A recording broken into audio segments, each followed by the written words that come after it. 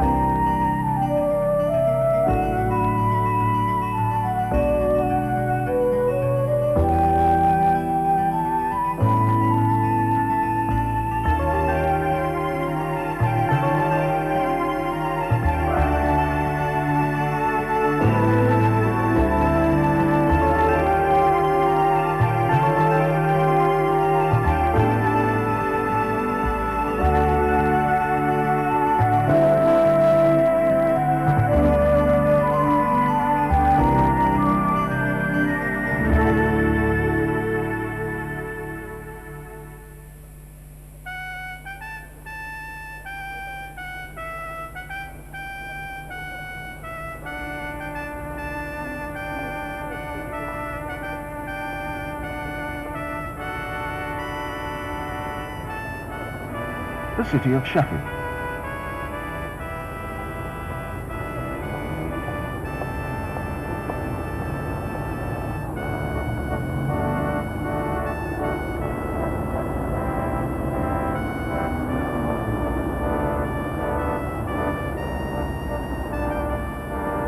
This whole area of Sheffield was once meadowland, with the River Don running through the middle.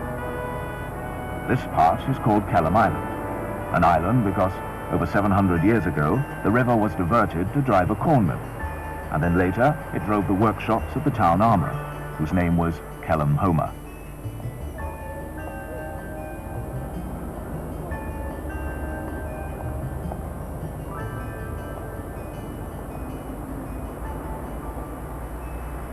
In the middle of this area is Sheffield's new industrial museum, which, together with the other museums in the city, records the achievements and memories of a fine city.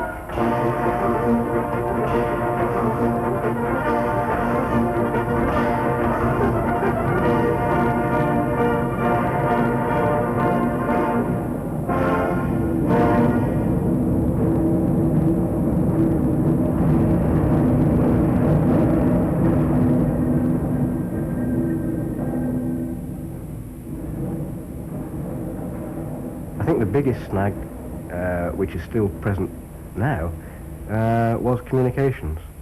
Sheffield is nestled in the foothills of the Pennines. It's a long way from the nearest seaport, which is Liverpool, and there's the Pennine Range in between. It was a long way from the nearest inland port. It was a long way from the major road routes, and the only means we had of transporting goods was by the pack horse.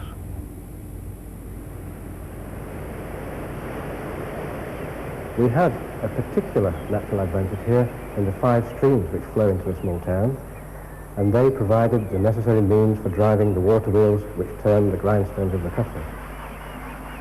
And cutlery, of course, is the city's oldest industry. And cutlery has made Sheffield famous throughout the world. Fred, what is your definition of a cutler? A cutler is a man who can do everything from start to finish. Today it's an assembler, where the job's broken down on an assembly lines, where the holes, the blanks are made, they're hardened and tempered by someone else, they ground by someone else, the holes are bored in and everything. But a cutler is a man who can do it all himself, from start to finish. cutlers are people who put handles on knives historically. With the division of the trade, the specialisations which have occurred in the trade, a cutler today is a person who assembles the finished knife. That's the blade as I get it, that's been forged, hardened and tempered. And I grind it and it looks like that. Still don't look very nice, but it comes out with an edge on it. And then we get to the finished knife. And it looks like that. So that we get the polished blade that's been to the cutler. He's put the guard and the stag handle and the pommel on. And that's the finished knife. And it's done. Originally, knives were made of bronze. This one is 4,000 years old. Then they began to use iron and later steel. This steel was so-called blister steel, made by a process originated in Germany, and the steel was made by baking bars of wrought iron in beds of charcoal at high temperature. And to test the quality of the steel, they would break it and examine the fracture. Very chancy process indeed.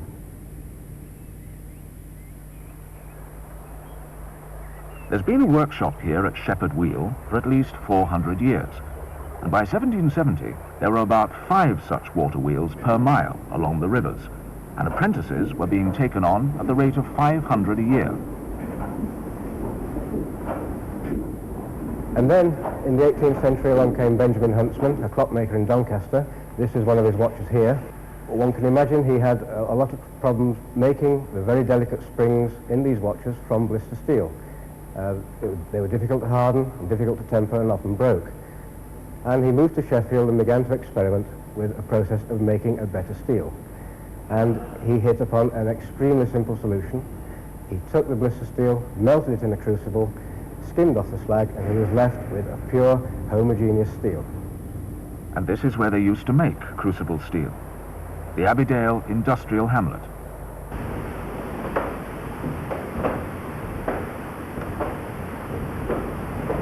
They used the steel to make scythes.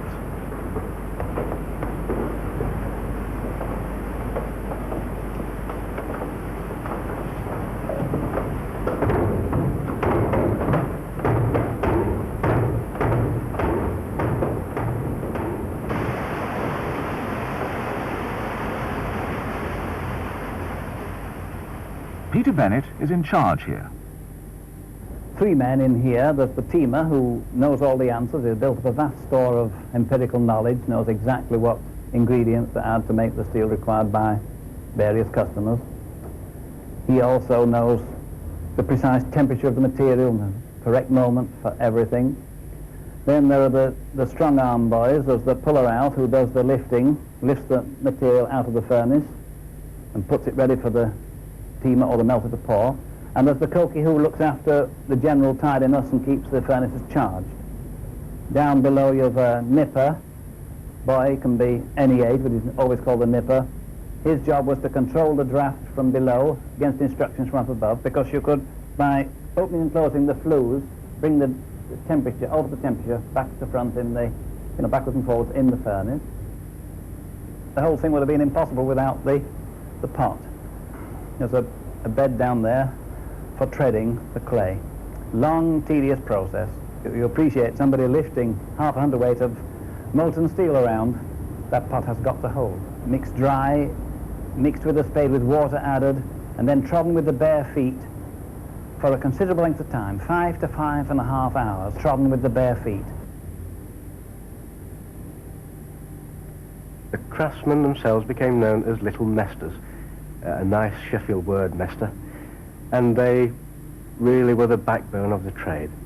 There were hundreds of them in the last century, and indeed there were hundreds of them before the last war, but now sadly there are very few.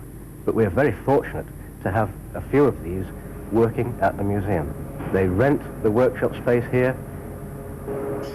One is Roland Swindon, who is a hand grinder. The other is Graham Clayton, who is a cutler in the widest sense, but more particularly in the way of making folding knives and spring knives. My grandfather was a grinder, and my father and his brother was a grinder. But I served my apprenticeship with my uncle, that was my father's brother. But they were all grinders in Sheffield, yes. oh, it's a large knife, it still has to work. You know, it's still got, all the blades have still got to click down like that. You can't just, because it's a large knife and it's not going to be used, you still make it as you would a normal knife. So I can't really say what pleases me about it, except that, you know, I've made it. As far as being dangerous, if a blade breaks, it's dangerous then, because you put so much pressure on to grind the blade, that if it breaks, there's a piece goes somewhere. So it could be dangerous in that way. And also, of course, if the stone breaks, they're the two biggest dangers. And again, sometimes you put weight on to grind the blade, and you put your fingers in the wrong place. And if you put the fingers onto the stone when you're pressing on, it just takes a piece out of it quickly. Fred James is another highly skilled craftsman who works independently in the city. I come from 3 generations of cutlers. My father was a little mester. He was what they call a carver fork guarder. Now, he hand forged carver fork guards and made the little spring, a little V-shaped spring, and he assembled those.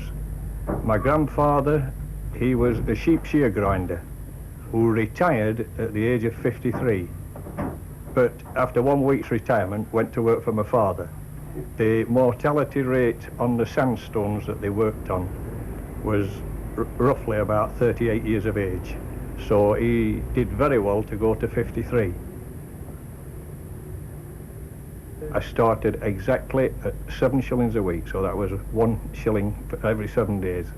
Right, the annual increment was a shilling a year, so at the age of 15 I got 8 shillings, and so on and so on and so on. Yeah. Plus the fact that I was made to join the Pen and Pocket Knife Protection Society. That was the name of a so-called breakaway part of a union, which cost me 3 pence a week because I was a juvenile.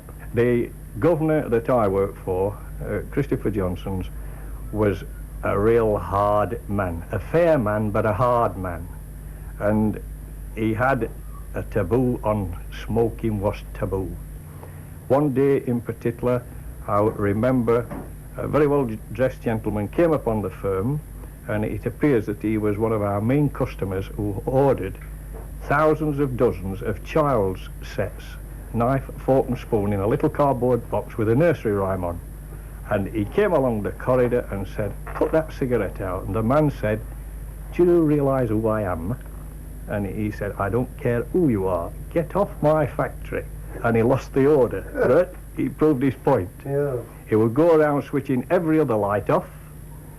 And I've also seen workmen in tears where he's caught them smoking and sent them home, and he hasn't sent them home just for the day, while it suited his purpose to have them back again. 1 week, 2 weeks, I even saw one poor chap with 3 little children. He sent him home for 3 weeks, and he came back to the firm and cried to come back. Oh, a real heart case. Yeah. But a good man, fair. He'd go down in the grinding wheel, the grinding hole. We employed 16 hand grinders, big, burly, hard-drinking men. And there was all in fear and trembling of him. He would go in the grinding wheel, he'd have gone through it by 9 o'clock in the morning, picking every man's work up, as they used to sit on the horsing, what they call the horsing, this wooden saddle over the grindstone. He'd pick a knife up and he'd flex it. Keep them like that, or get some more off of them. At the same time that Huntsman was revolutionising the steelmaking industry, a local man, Thomas Bolsover, laid the foundations of the Sheffield silver trades. He discovered that a very thin sheet of silver could be fused by heating to a much thicker sheet of copper, and then this composite sheet handled in the same way as pure silver. It was the first real imitation of silver and became known as Sheffield plate.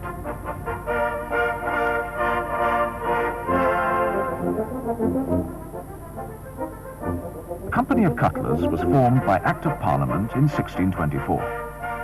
This act gave the company full authority over the trade. Now, this authority is greatly diminished, but in their splendid building in the city, there are some lovely examples of the cutler's skill.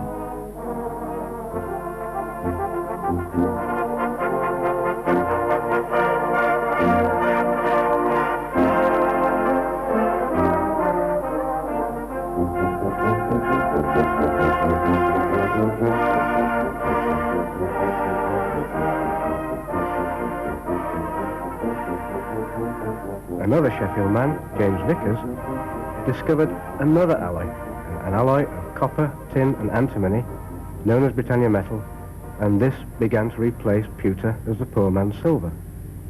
Later still, just before the First World War, yet another Sheffield man, Harry Brearley, invented stainless steel.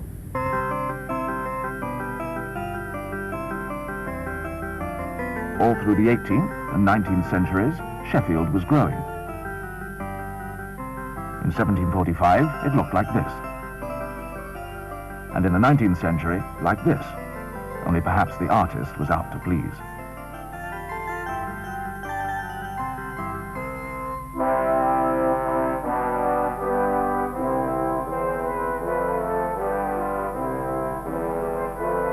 And then Sheffield, at the height of its industrial revolution.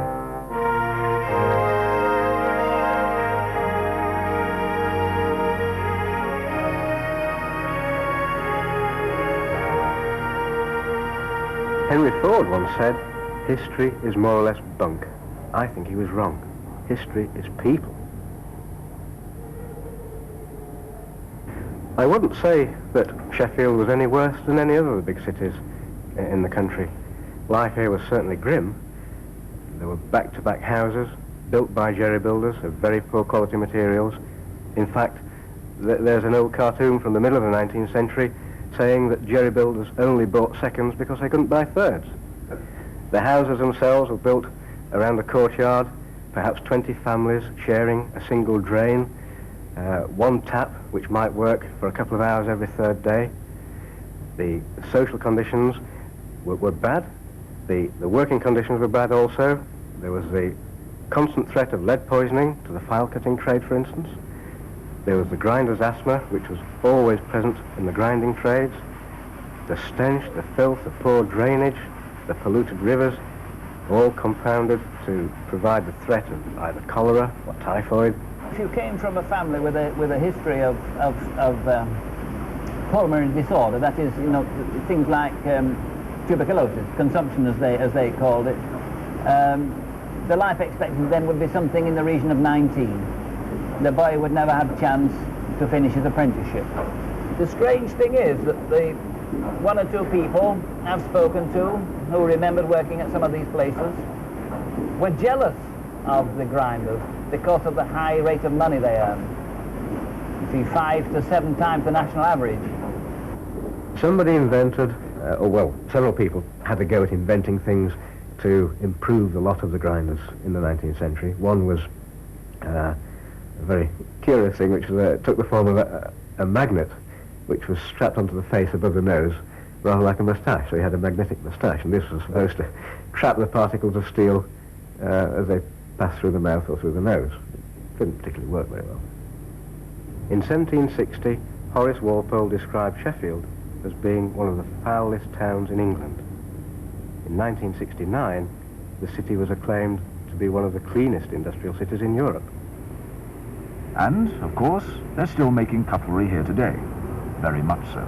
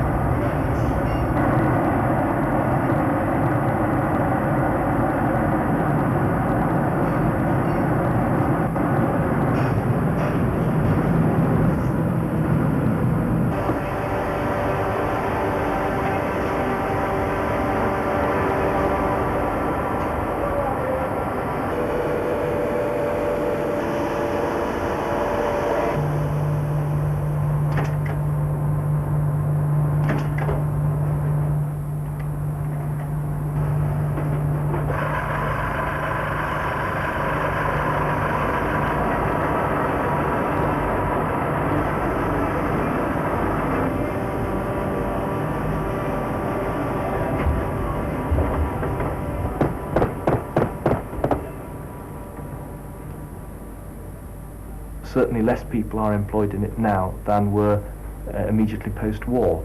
But there are a number of companies, of which we are one, who are viable, producing a good quality product, and who I think have a promising future.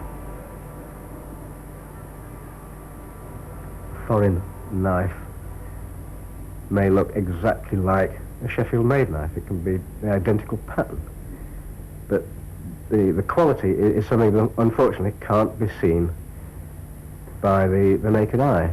It goes beyond appearance. It's in the metallurgical quality of the materials that's being used. It depends upon the skill of the manufacturer in knowing how to treat these materials properly in the hardening and the tempering or other heat treatment stages, and that is where the quality lies, rather than just in the surface finish. In an engineering trade, they would get a micrometer and they would mark the edge and say, oh yeah, that's about right, or it's wrong. Now then, I don't need a micrometer because I've been doing it that long that I can put my fingers across it and feel that it's right. Whereas you would probably think, oh, that's a sharp edge, but just behind the edge it might be very thick. Now then, you probably wouldn't notice that, but I would, because I've been that used to doing it. I can just look at it and feel it and know that you might use that blade half a dozen times and it'll be no good. So, and that's why housewives go into shops, see this machine ground blade, looks very nice, beautiful, made especially for housewives, you know, and they look great, and the edge looks nice to start with, and then they cut a loaf of bread and the edge is gone and it never comes back. So they've paid a couple of pounds for what will have to be thrown away after a couple of times. Whereas if they'd have paid, say, £4 or £5 for a good knife, to last them a lifetime. So the cheap one is the most expensive one. Surely all craftsmen would agree with that. Certainly Fred James would. This Coca-Cola rosewood, that, you see the various colours and grains in it, the various grains. Yeah. Now, there's also many different types of wood used in the trade. Partridge wood, Bayaya, East India rosewood, which is a purple colour, but rosewood from South America, Coca-Cola rosewood, I think that's the best of the lot. It's nice, sweet smelling. Cause you to sneeze a lot, I know, but that. Your staghorn for preference, Indian Samba. And Samba has a very nice purling on it. The purling, or the lines, the little squirrels and lines, that denotes the beast is fed well. Scottish stag and park stag, that is plain, means the beast has run up and down the hillside for a mouthful of heather and bracken. But the Samba deer is fed on real lush vegetation in the jungle, and it's like the calcium in your teeth, or the bones in your body. If you're fed well, you've got sturdy bones, you've got teeth. Fred and his wife Ivy work together. Knife making is very, very interesting to us. We like doing them, and every one that my husband makes, well, there's a little story to them. These knives, what we've got here, there was working tools, and now the collector's items. Well, this little knife is a Scottish dirk, and it goes right back to the Battle of Culloden. All these is little garter daggers.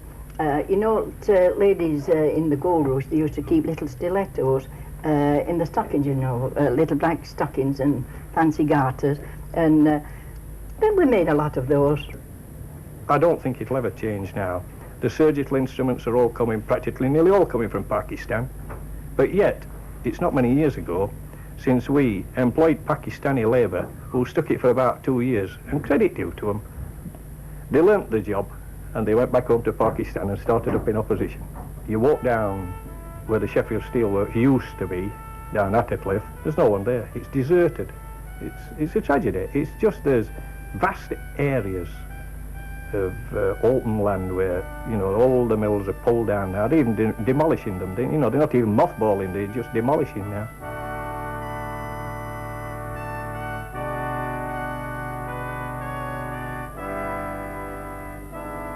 This is another thing why you don't set an apprentice on.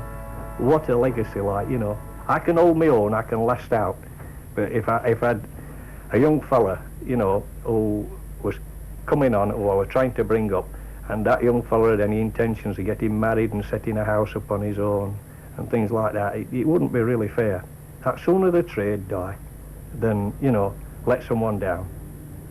This workshop was in use until the 1960s. Now it's in the museum, reconstructed lifeless. I think somebody who goes into a shop to buy cutlery, say, I often wonder how many of them look to see where it's made. I think they look at the price tag before they consider anything else. And whilst this might be good in the short term from their own pocket point of view, I think in the long term it isn't, because I'm fully convinced that Sheffield still makes the best cutlery.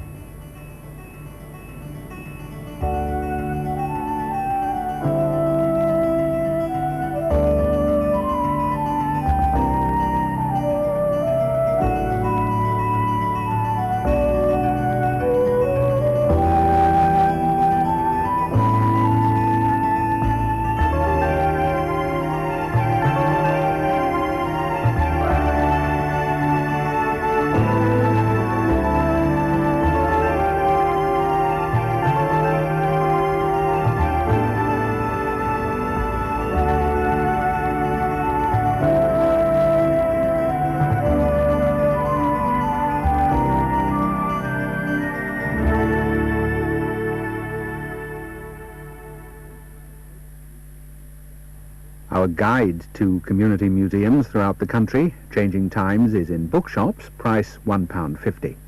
Or you can have one posted to you by sending a cheque or postal order, made payable to Channel 4 for £1.75 to Changing Times, P.O. Box 4000, London W36XJ, or Glasgow G12 9JQ, or Belfast BT2 7FE.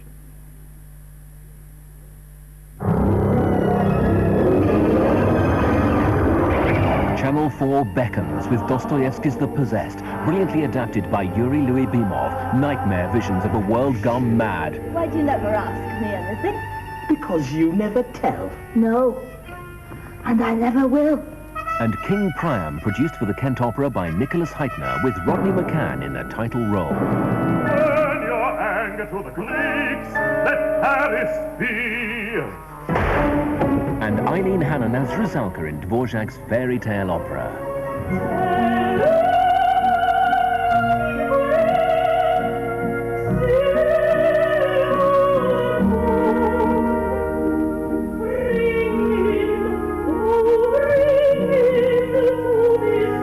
Rusalka, just one of the distinctive performances for Wednesday nights here on 4.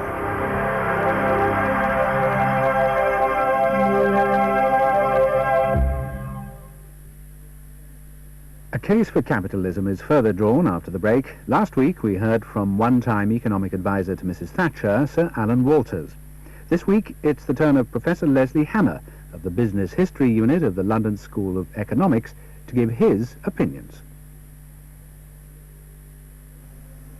It's taken the designer's art, the engineer's vision, to create the new British luxury saloon, to combine aerodynamics with beauty and stature,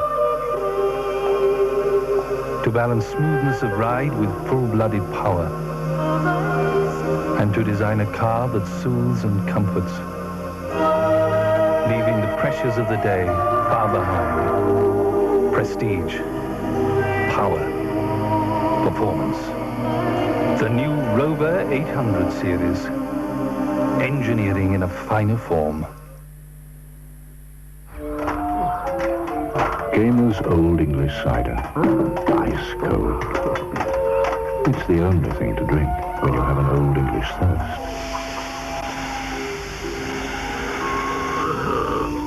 Gaymer's Old English. The original strong cider.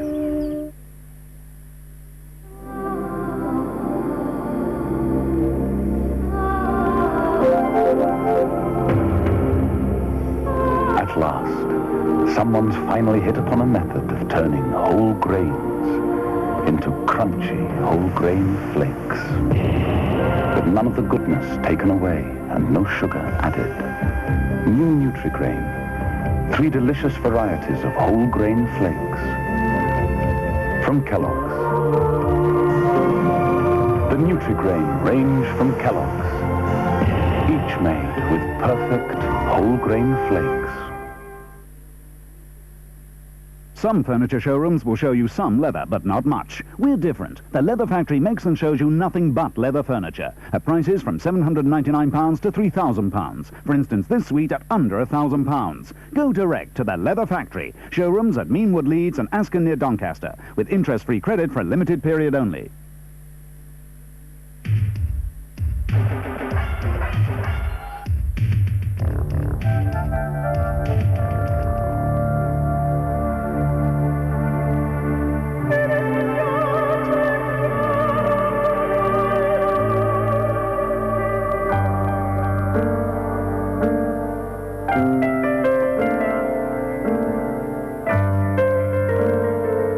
Simple.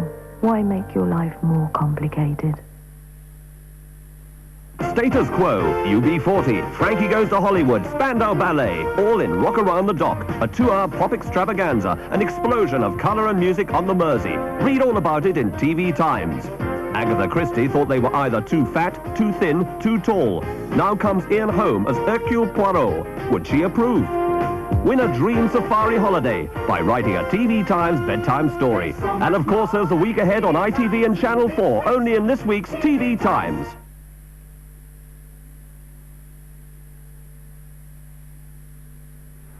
Wife abuse is on the increase, with tens of thousands of battered victims each year.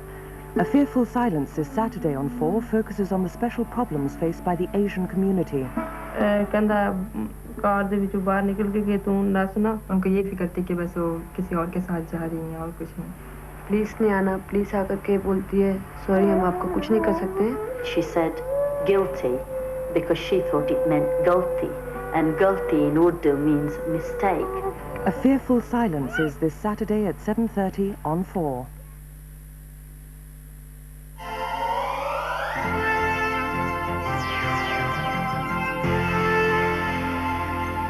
Back to Wednesday now, and opinions.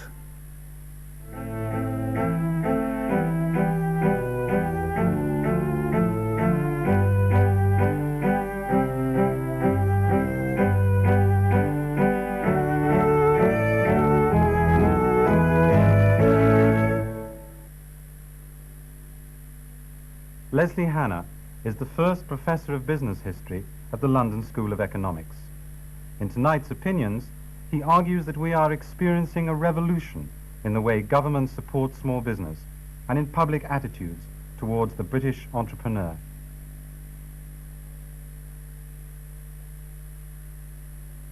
Americans have a dream, that of setting up in business on their own. To Americans, capitalism is on the side of the small man. In Britain, by contrast, capitalism is identified in the popular mind with the big battalions, with personal greed, and with the upper crust of society. These attitudes may be rooted in some of the more unfortunate blisters of industrialization in a crowded island. This gave capitalism a bad name here. But in Britain, just as in America, there are plenty of examples of its more benign potential. There is, after all, a great personal satisfaction in setting up a business and employing people. Outgroups and immigrants, from the Quakers and Huguenots of the 17th century, through the Jews fleeing from pogroms in the present century, have found that upward mobility, personal independence, and social acceptance have come from setting up in business. While we in Britain tend to emphasize the establishment aspects of capitalism, the Rolls-Royces and the top hats, it has in fact been socially radical as well. Even for people who don't themselves set up firms, capitalism provides employment. Nearly 1 million new jobs have been created by small businesses in Britain over the last 10 years. Many Americans see the radical capitalist policies of Mrs. Thatcher as potentially the star performance in the drama of Europe's recovery. But I've had serious doubts about this US view. It is, after all, only a few decades since Americans viewed Britain, perhaps equally simple-mindedly, as the temple of socialism. Could British society and British attitudes really have changed just because an unusually outspoken enthusiast for popular capitalism has been Prime Minister for a while? Or was this an illusion, merely the surface froth of political sloganizing, with British people underneath going about their business pretty much as they always had. The first inkling that punctured my scepticism came in conversations with British acquaintances who, often quite inadvertently, suggested that something really was happening below the surface calm of British society. First, I talked with a board member of a large nationalised industry. He had originally trained as a solicitor and then pursued a safe career in the civil service before joining the National.